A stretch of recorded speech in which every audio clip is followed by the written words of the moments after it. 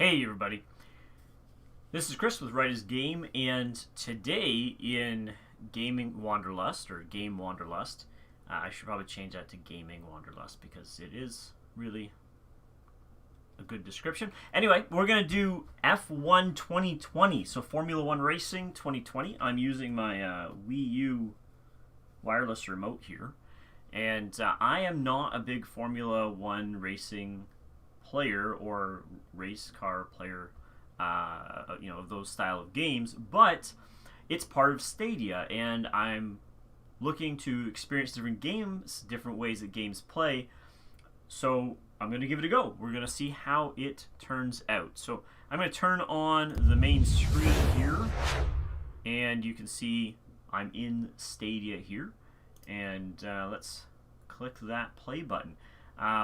Before I do, though, just a note, there apparently seems to be a lot of add-ons you can get for this game. I'm not running any add-ons. I have no idea what pit coins do. I'm sure that's their way of making money because this is a claimed game. They probably get a little bit from Stadia, but let's just see how it plays. Having to hit the play button twice seems a little weird.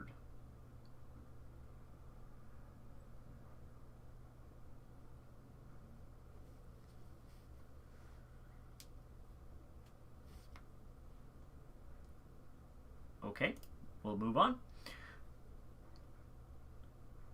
I'm pretty sure that pop-up happens every time you play a Stadia game. They just want to make sure that they're giving you their legal warnings, but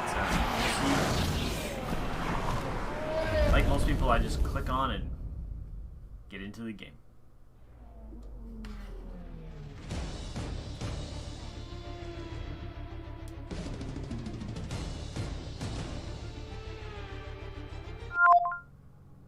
Controller linked. Excellent. I'm kind of getting through all the easy the stuff that isn't the gameplay here, but I like to see the beginning and figured I'd share it with you guys. Use social features. Let Codemasters access your friends list. Well, I don't have any friends on Stadia right now, but I'm going to keep that private. And end user agreement. Let's go ahead and confirm. Do I have to scroll down before I can confirm? There we go. And brightness calibration.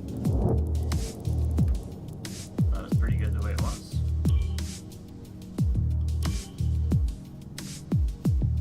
To create your avatar, you've got a baby face going there.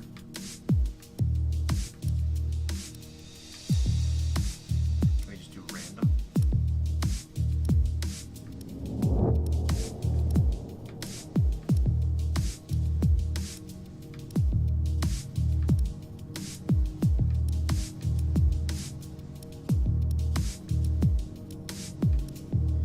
Alright, I'm just going to do this.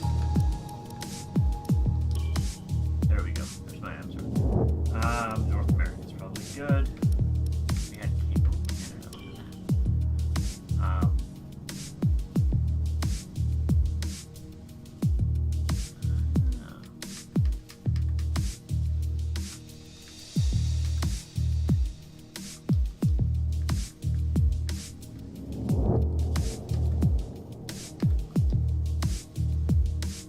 I don't know how oh, it's here, right? Obviously. And last name. I have one last name actually.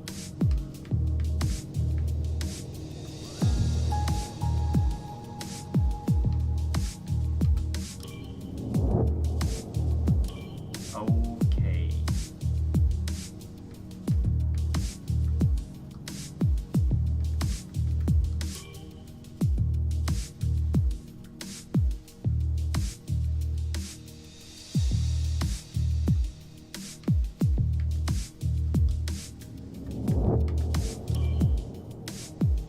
Enter 3 initials. This thing with the white showing is very strange.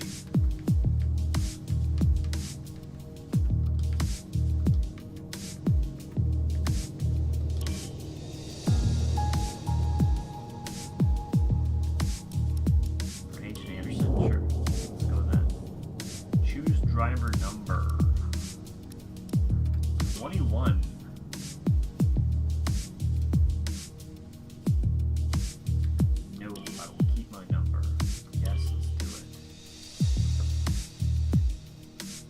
So as I was saying, not a big, like, you know, you play Mario Kart and that kind of thing. No, I'm good. I just want to play the game. Select is A, put the game in B. So I'm pushing various things here. There we go.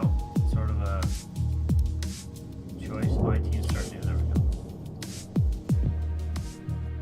Do you want to challenge the challenge of entering Formula One as a new team? My new team mode, you'll start from scratch as the 11th team on the grid, building up your team in order to last and creating a legacy. Sounds good to me. Being both owner and the driver, will have its own unique set of challenges you have to perform both on the track and behind the scenes. Welcome to my team. Here, you'll experience the world of Formula One not only as a driver, but as the owner of a brand new F1 team. First things first, let's choose your character. Great. Now, let's set up some of the key details of your new team. We'll start with an easy one. What name would you like to give the team? Oh, sure, more naming things. I don't know if you guys know this, but I don't consider myself the best naming person to come up with creative names ever. And today I can't really even put together proper sentences, so we'll see how this goes. F1, because I care so much. I'm gonna name it like a 13-year-old boy. F1 awesome. Probably the Nice. Now, some kind of income stream is critical, so we need to sign a primary sponsor. Our primary sponsor will pay a signing bonus to the team up front. This is vital to cover the early investments we need to make. They will also provide valuable weekly income for us. Each sponsor has a goal that they want the team to achieve. If we hit that goal, the sponsor will pay us an additional goal bonus. Okay, so this is like complete a season and then you get more money. A little bit more money in the weekly though. This is a better payout by what? 0.5, not even math and me don't always get along. Let me just say that right now. So another 0.5 would put us to 3. So it's like 0.61, I think, $1 million.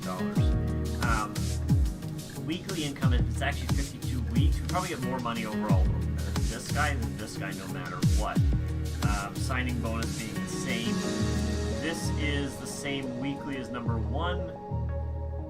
Goal bonus is like almost 2 million more. Now again, we just get to the game and that'd be awesome, but if you're actually going to play it to win, you may as well take a look at the cash.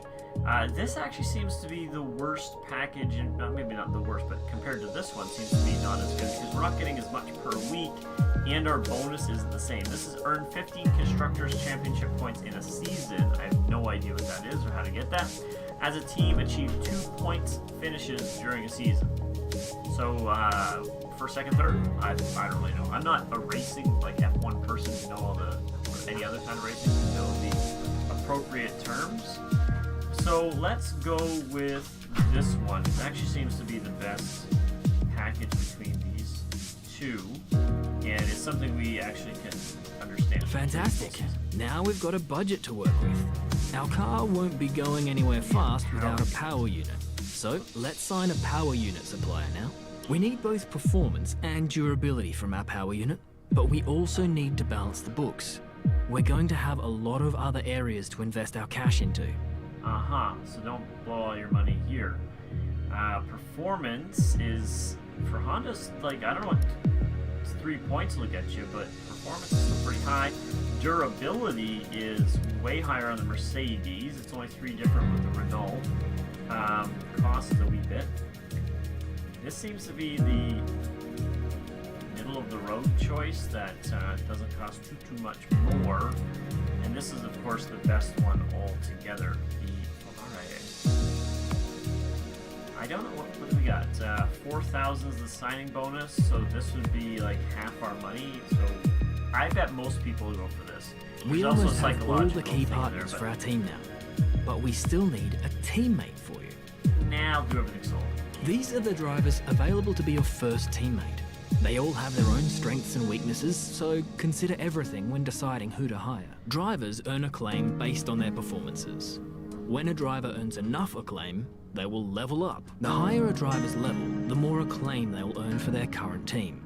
And remember, the faster the team levels up, the faster our income will increase. The higher a driver's experience, the more resource points are earned to spend on vehicle upgrades. Racecraft is the driver's skill to effectively complete overtakes when opportunities arise. Awareness shows the driver's ability to avoid errors and incidents. Pace describes the driver's ability to set competitive lap times. Rating is a summary of the driver's overall skill level.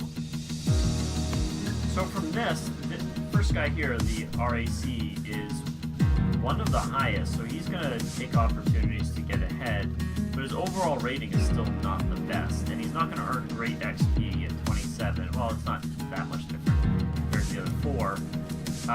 The highest rating is still 27 XP, so still contributing to the wins of the team, even so. And it's probably going to take a little bit longer for these 4s to hit 5 than it will for a 3 to hit 4. So even though this guy is the cheapest cost, and he doesn't have the highest rating, I'm not sure that he's the worst choice. The question is, can he finish? Can he finish in a good position? PAC is the lowest by far, like by 20 points. AWA, I don't remember what that is, so better than this guy. And more aggressive for opportunity, which is good, and still gives a good amount of XP. I'm gonna go with him. Looks like we can afford this power unit supplier and teammate. Go ahead and confirm if you're happy. Let's do it. So, how much money is that? Do I get anything left over? Let's select or edit the livery we'll be running this season. We can add more sponsors to the car as we sign them throughout the year. And don't worry, we can edit our look at any time from HQ. Now we need a badge for our team branding. Select an existing badge, edit it, or create... Hold up.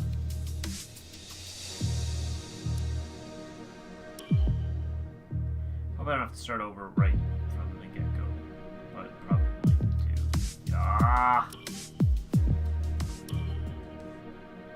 do. Okay, boss, Carl here. First, enter a team name. Again with the names.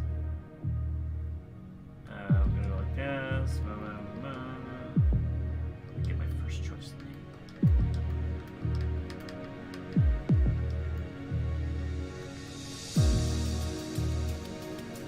Anybody else think this is like deja vu?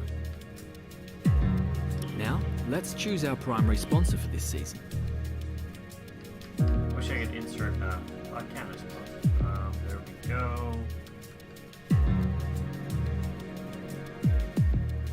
Why would automatically do this? Okay, I don't know what that is that menu to start, to select? I don't know. Some sponsors offer a larger signing bonus up front. Our chassis won't be going anywhere fast without a power. Obviously, the better the performance and durability. We're not much of a team without a second. Here are the drivers. Looks like we can afford this power unit supplier and teammate. Go ahead and confirm if you're happy. Let's look at this again. Yeah. Looks like we can afford this power unit supplier and teammate. Let's select or edit the livery we'll be running this season. We can add more sponsors to the car as we sign them throughout the year. And don't worry, we can edit our look at any time from HQ. Oh, I like that one.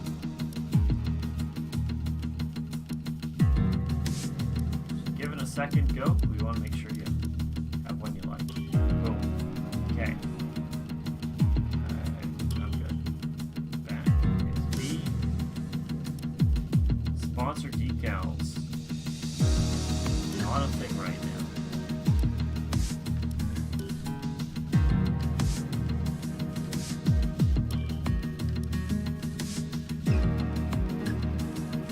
Now we need a badge for our team branding.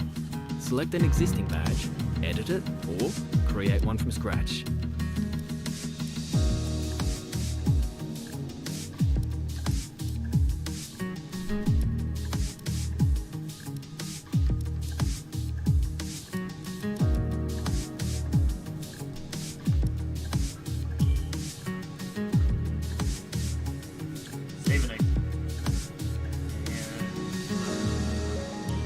but not least, we need to pick team colours for the rest of our branding.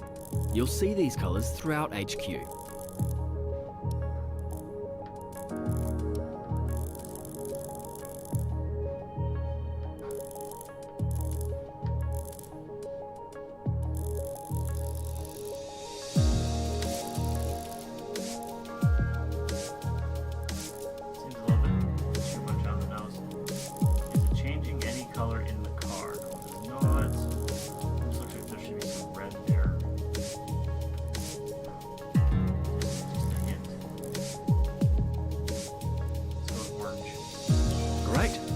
Everything we need.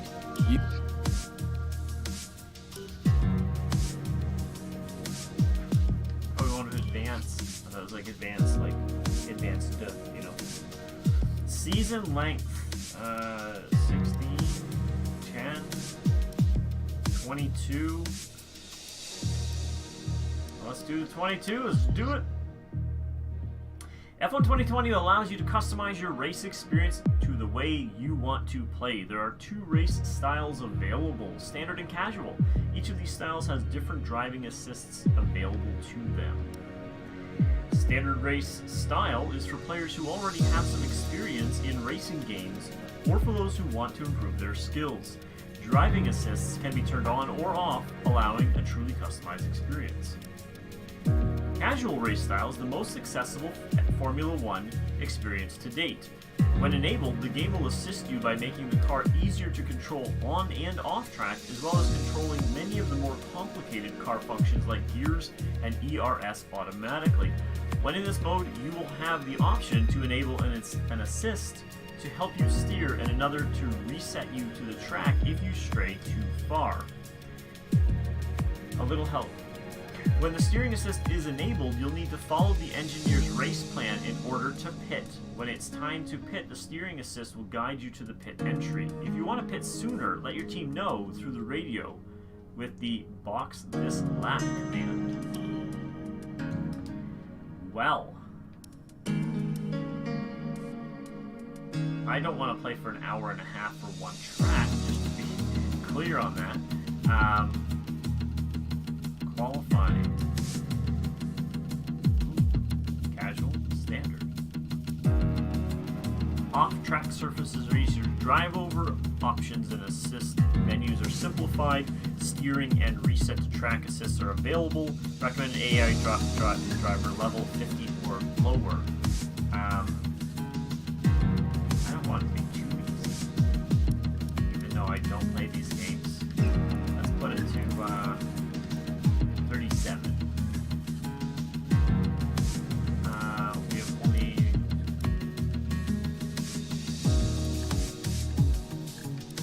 Let's do that. I wonder if it's actually going to be 18 minutes, because that's crazy. And if it's 18, 15, 12, that's... Well, not an hour, but almost. Okay. Enable Pro Career. Don't need to worry about that. Maybe I do.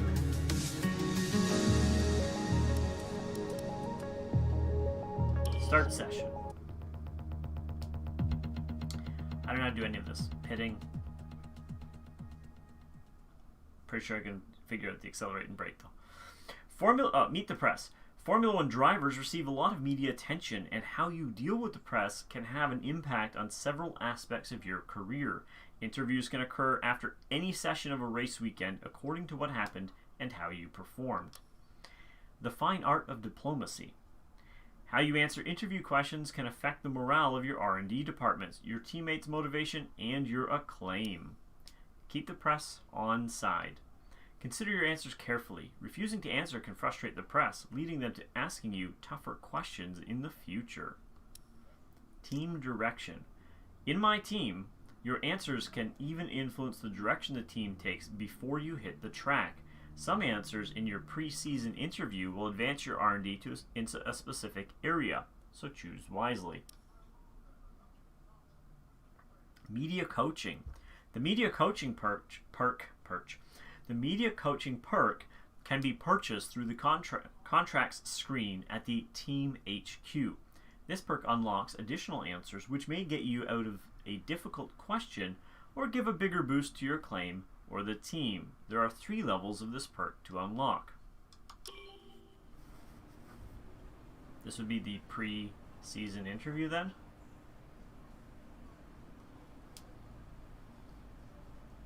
Okay, we're live in 5, 4, 3. Hello folks, and welcome to the HQ of Formula One's newest team. We've been invited backstage to gain an exclusive insight into what could be one of the most exciting entries in the sport for many years. Now, we've seen a number of new teams enter the sport over the last decade, amongst their number Manor, Caterham, HRT and of course Haas.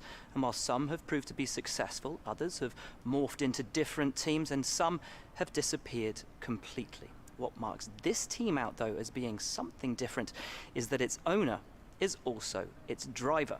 Now, there's a rich history of that in Formula One too. Sir Jack Brabham, John Surtees, Graham Hill and Bruce McLaren all drove their own cars in the sport, but it has become increasingly rare in recent years.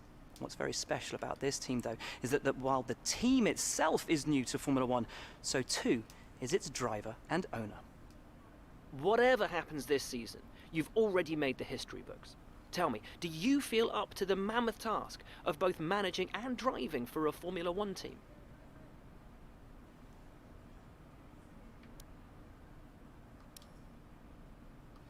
Always be a team player. Every team needs 2 drivers, but what was it that drew you to your teammates?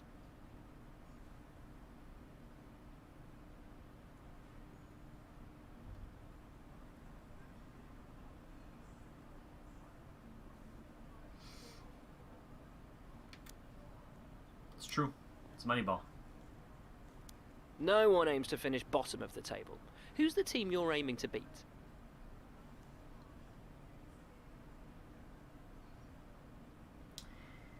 AlphaTauri is a great team. We'd love to see some close battles with them. Or Alfa Romeo Racing. We're looking strong last season. I think we've got the same magic in us. We've got nothing but respect for Haas. But on track, the gloves come off. I predict we're going to have a few close races with Williams this season. Let's go with this one. How are you expecting the car to feel out on track? Amazing. Making the cars as responsive as possible is one of our main goals. This is going to give us an edge going into corners. We focused heavily on maximizing our traction out of corners. Sim data looks good, but we won't know until we get out on the track. The chassis balance is incredible. I'm going to go with this one. Making the car as responsive The other as teams possible. now have years of experience, both on and off the track. How are you planning to catch up to them? It's going to be tough. We'll have to we'll have a better picture after the first race. No, you don't say that. You just, give them a good story. Fuel loads are the key to reducing the weight of the car. The efficiency we've got out of the power unit will keep weight down. This era has brought a lot of complexity into the power unit, but we found plenty of room to innovate in our ERS system. Fresh pair of eyes can find solutions other teams haven't seen, and we've found some unique ways of reducing drag. Ooh. Yeah, let's go with this one. I don't know what ERS is. Overtaking is a key part of this sport. How have you ensured that your car can take advantage of each opportunity that comes your way? We've developed an incredibly light car. This helps in both top speed and through corners. We produce a really streamlined car. We expect incredible top speeds on the straights. F1 isn't just a race, it's a whole season. Rigorous stress testing means we can avoid grid penalties and failures. Overtaking is all about power, so we've been working hard to get every bit of performance out of the power unit. I don't particularly like that one. A light car, I imagine, can be good, but I'm going to go with this one. And finally, which of your new departments are you most proud of? The attention to detail that the chassis department has had has been an inspiration to the whole team. Our durability department has been really proactive in testing. They catch problems before they become problems. Our power unit department really had to hit the ground running when we took delivery of our engines. They've done a great job. Aerodynamics are perhaps one of the biggest part of Formula One. What our team has achieved in such a short time is a miracle. Counter to maybe some intuition, I'm going to go with the chassis. Well, that's about all we've got time for here. We will see how this fledgling team fares in its first Grand Prix. Okay, great, thank you. That's a wrap.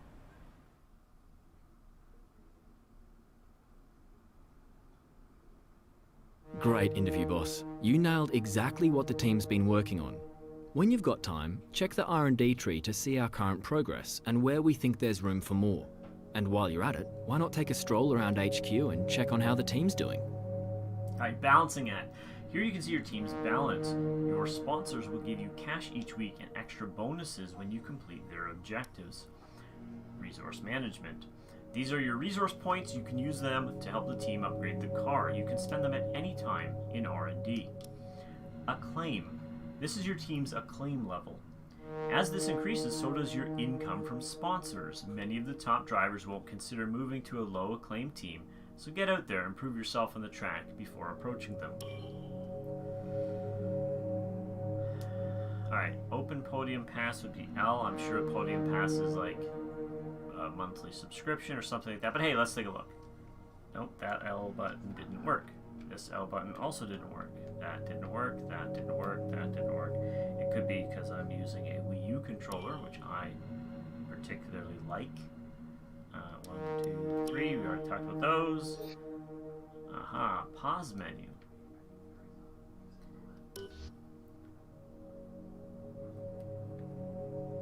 February, Tuesday. Today's not Tuesday, nor is it February, but okay. Advance time to that date. I suppose that means we're going to run a match on that day.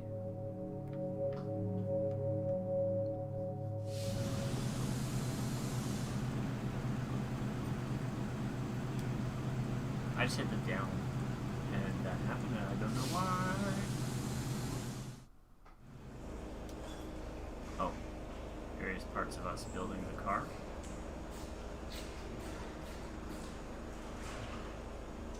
March. Okay, I'm still. This is where you can view our current facilities and the effects they're having on the business. You can also invest some of our cash into upgrades for these facilities.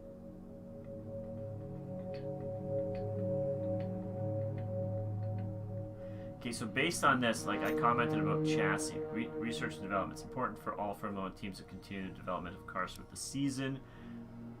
On the screen of research and development, here you can spend resource points that have earned you upgrades for your car in any one of the 4 departments. From time to time, you'll also get updates from your engine supplier. Facilities for research and development. As your facilities get upgraded, you'll be able to develop more upgrades at one time. Speed up the delivery of the upgrades and have fewer failed upgrades. Progression. Some upgrades require other upgrades in order to be developed. Start at the center and work your way outward towards the more complicated and expensive upgrades. Research and development points. You can earn resource points to spend here through your facilities and through completing practice programs. Alright, so I kind of jumped around a wee bit. I wanted to take a minute. I didn't talk about aerodynamics in the interview. I did talk about chassis, and I did talk about durability. I don't see any points there. So weekly resource points is 120. Your weekly running cost is $30,000. It doesn't tell me what my total money is right now. 500K? Maybe top right hand corner. I think our car is really important, but we really need to.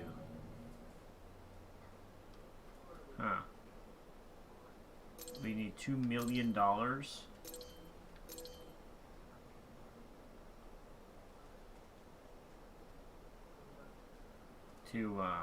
do any of these. It's a bit much, but I suppose that's the cost of things. $5 million. So we need to make some wins on the track before we can really start doing any of this. Because I have $500,000. $500,000 is just gonna get us kind of going. Alright, well, I guess we'll move on to R&D, view the tree. No, we wanna view the tree. Powertrain, chassis, gearbox. This is the plus 1,000, so that's the number of points. 17, 0, 19, 8.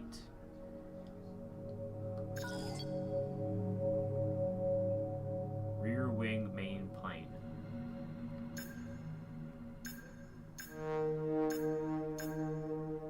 Oh, these are the various teams and how we rank. And Williams is less than us, which is, but they were mentioned, so that's interesting.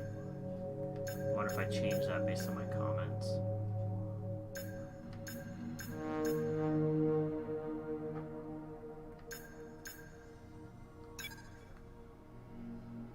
Oh. Taking risks.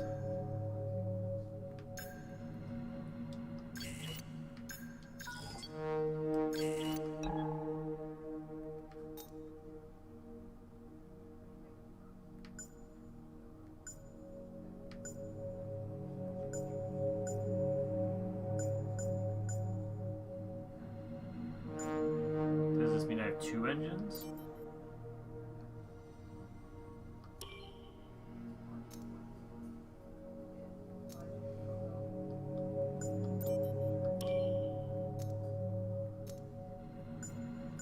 I do not want turbocharge.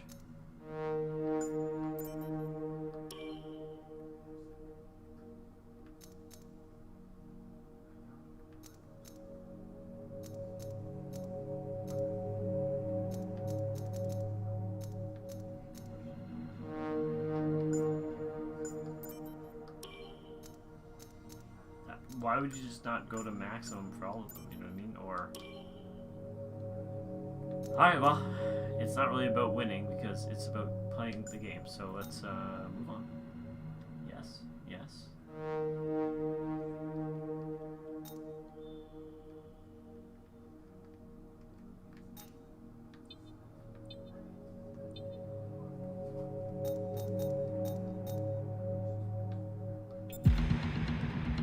Hey boss, I think we could better manage our time by organising some team activities. Head to the activity screen to see what we have available. It's important to use the time between races to the fullest extent, and that's where these activities come in. Manage everyone's time as efficiently as possible to maximise the team's performance. When you're managing your team, it's important to manage how your time off the track is spent. Team activities allow you to schedule various events while you are not at a race weekend. These activities will earn you various rewards from cash to acclaim, so it's always worth checking to see if you can squeeze any in. Team activities autofill. You should fill as much free time as you can with activities to get the most rewards. If you want to fill time quickly, you can use the autofill feature that will automatically populate the timeline for you.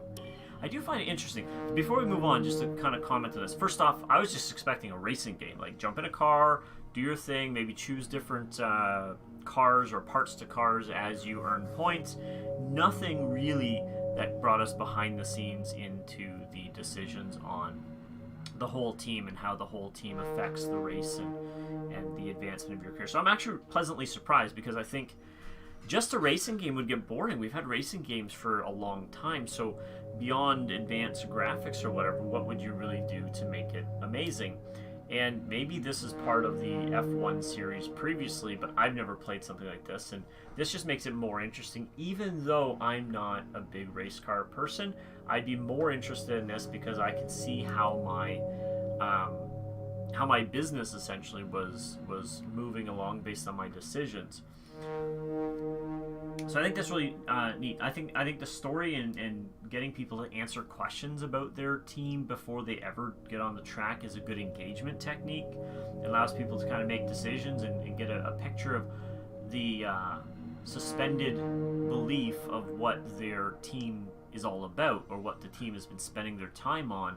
And just creating that sort of persona or that image allows them to identify with it because it's from their own consciousness on which answers they chose. So it's I think a really interesting way to start.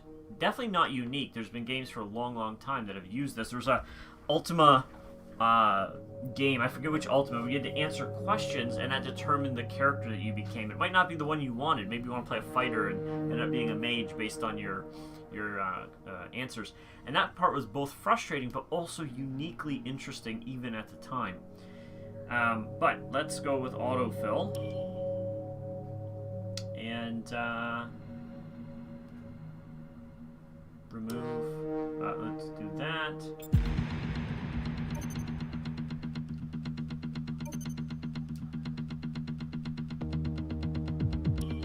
Go to car reveal.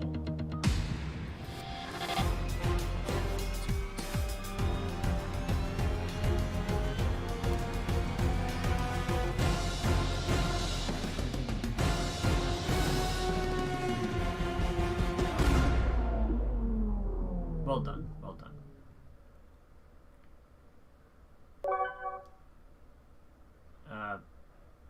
I don't have a Stadia button. Alright, I want to really get into the driving portion, so let's see how this goes. Money's moving up, press tour, go to race weekend, go to tire allocation.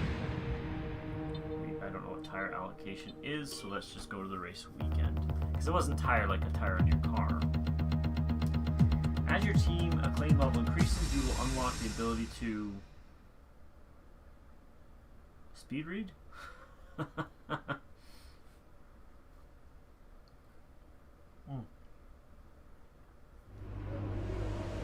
Struck myself in the water. Alright, let's look around. This one. Oh. Hello. How you doing? I don't know what these mean. But that's us apparently, and our team. Workstation. 30 minutes qualifying race laps. Let's do it.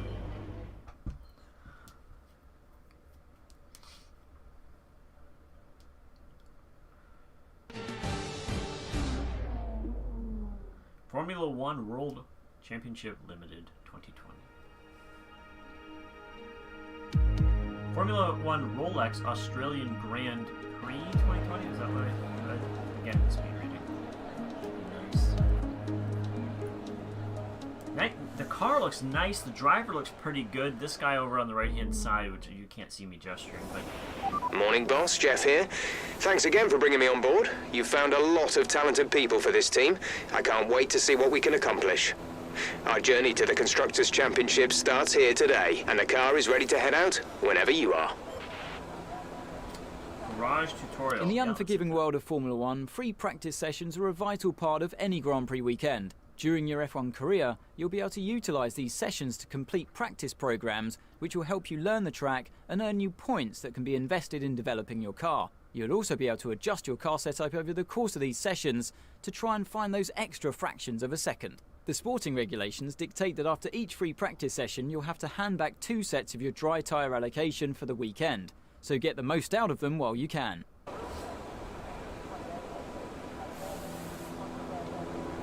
It's a bit disjointed, right? I don't think we actually look around like that.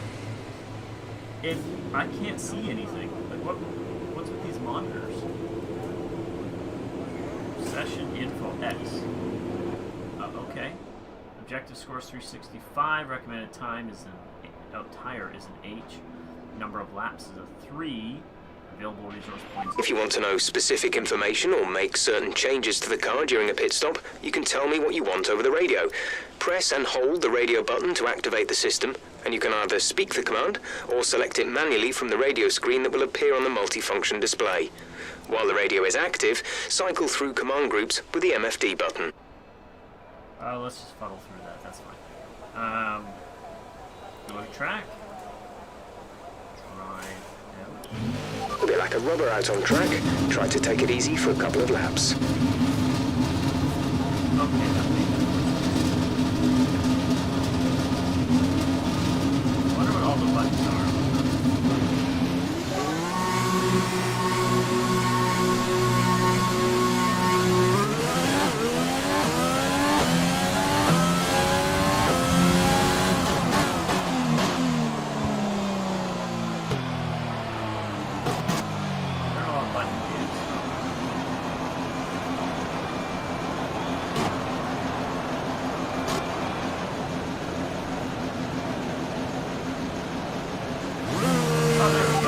just want to remind you to keep an eye on your tyre temperatures, which you can do on the temperature panel of the MFD. We monitor carcass temperature and surface temperature, and you'll get the best performance when they're both inside a normal operating window. Surface temps tend to fluctuate faster, so try a few laps with the data open and get a feel for how to control them.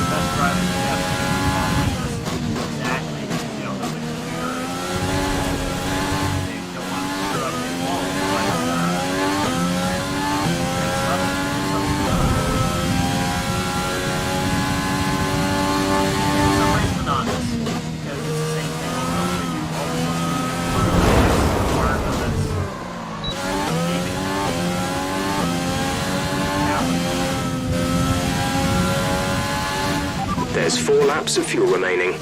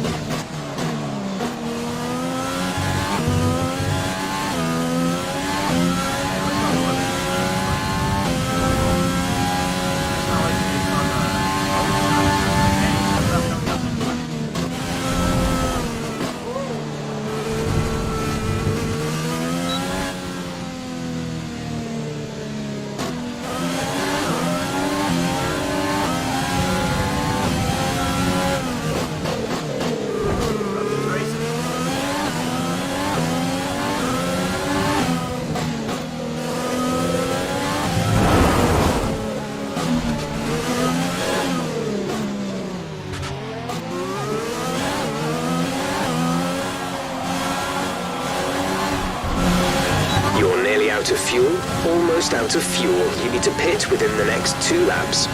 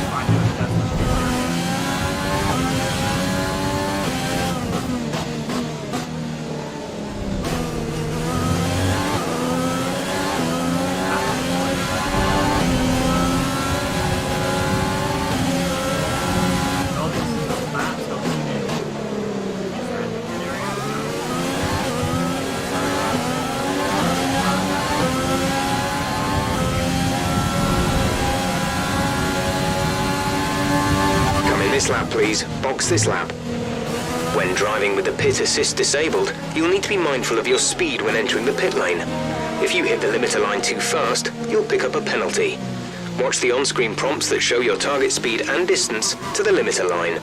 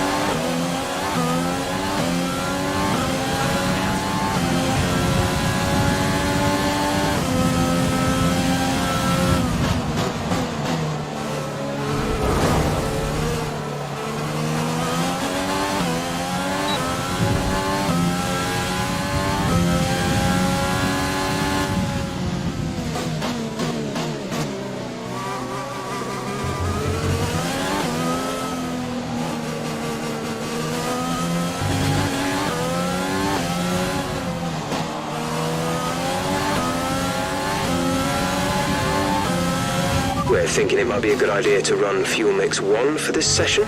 We'll save some engine mileage that way.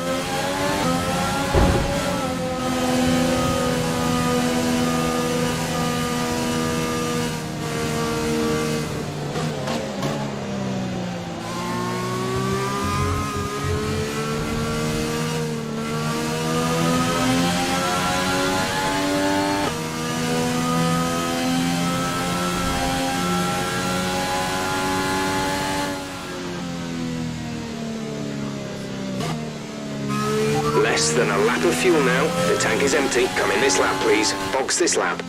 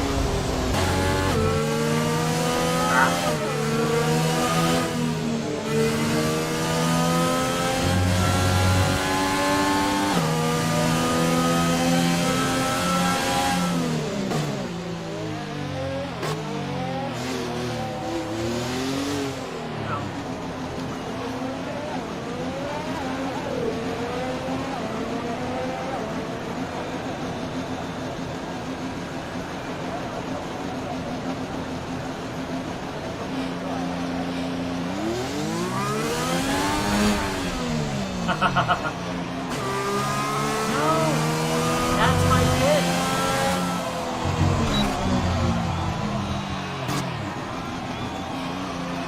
I think this is the problem with that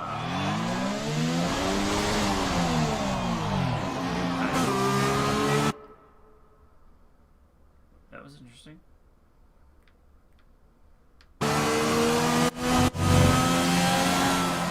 I'm in call here just getting a little frustrating, but I don't know how to turn off the hit assist. Or lack of assist, and it doesn't seem to want to go into the lane, unless I'm wrong and it's just not the pit area. But I got to play. I got to drive the car. It's actually kind of fun. I like the feedback on how to make the ultimate lap based on the track. And as a driver, or a player in this case, my job is to just get as close to perfect to that as possible. So, you know, going into this, I'm certain many race teams have an idea of what it takes to make the perfect lap on the track that they're about to race. They just have to do their best to match it. Although I might be influenced by that racing movie that was out a year or two ago on that. But in any case, it gives us feedback at all times based on our performance, how the car's handling, the whole deal there. It gives us feedback on how well we're doing without the voice in our head talking to us, without it having some sort of sort of warning. I mean, you get that with the gravel sounds. You get that by knowing that your car's going off the track. It definitely has a grace to it, a smoothness to it that it's been a long time since I played a racing game like this, like, you know, Pit Stop or whatever it was called. It was very difficult and hard to adjust your play style. But technology wasn't so good back then. But this, yeah, it was very subtle at times. Sometimes you need to crank the thumb joystick, whatever it's called. Sometimes you need to just kind of nudge it a little bit. But all in all, I really did enjoy it. So I'd like to see what standard looks like, so I'm not being assisted, but then also I'm sure that's going to throw in more confusion on how many buttons I need to push and all that stuff. But all in all, I would definitely play it again, and I would love to play with friends. One of the things that's really cool about Stadia is I can share the game with my family, and it doesn't necessarily mean I'm playing multiplayer with them, but they also get to play the game. But in this, it would be really cool if you could play multiplayer and have everybody kind of sync up. And with that, I will leave you guys to it. I need my mouse back so I can... There we go. Have yourself a great night. And we'll see you guys next time we're playing a game. And I intend to go through several of these games with Stadia and just try the different things out. So we'll see you on the next stream. Thanks for